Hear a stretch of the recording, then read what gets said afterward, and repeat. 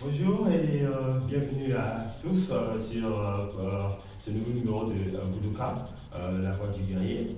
Aujourd'hui, nous parlerons d'un sujet assez important.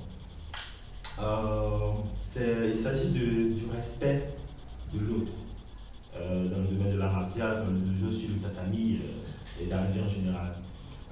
Mais si précisément du respect de votre partenaire de travail. Alors, il est important que quand vous avez votre sparring partenaire, votre partenaire de travail, il est important que vous vous entraîniez dans le respect mutuel. Ça veut dire que vous suivez un rythme de travail.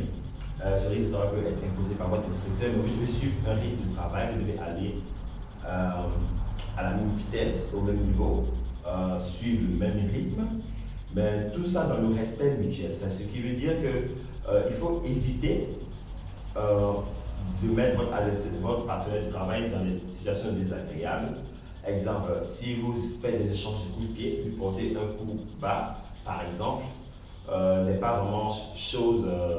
Il est vrai que des accidents arrivent dans le domaine de l'entraînement, mais il est important d'avoir conscience de certaines choses, d'avoir conscience du fait que votre partenaire de travail, que si vous arrivez à évoluer, c'est grâce à votre partenaire de travail. C'est lui qui va vous permettre d'approfondir vos techniques, c'est lui qui va vous permettre de vous améliorer. Et si lors de l'entraînement, vous passez votre temps à blesser votre partenaire de travail, et finalement, vous n'aurez personne avec qui vous entraînez. C'est très important, ça fait un peu rire quelque part, mais c'est vraiment très important. On évolue grâce à autrui, on évolue grâce à l'autre. Et si vous ne respectez pas votre adversaire, parce que quand vous êtes en un combat, ayez du respect pour votre adversaire. N'essayez pas d'humilier votre adversaire.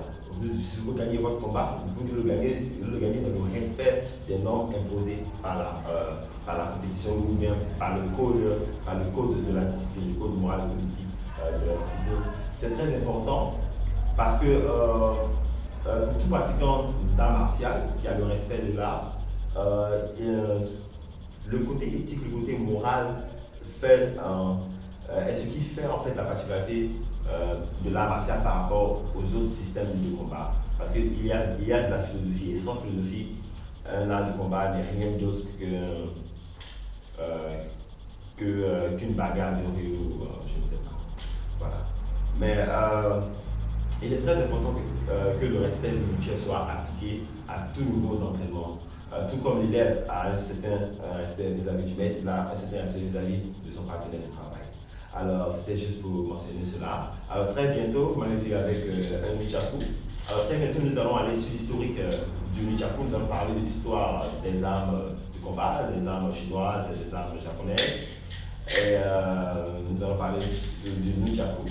Et voir comment utiliser le nunchaku, comment s'utiliser le nunchaku. Je ferai des vidéos, bien sûr, sur cela.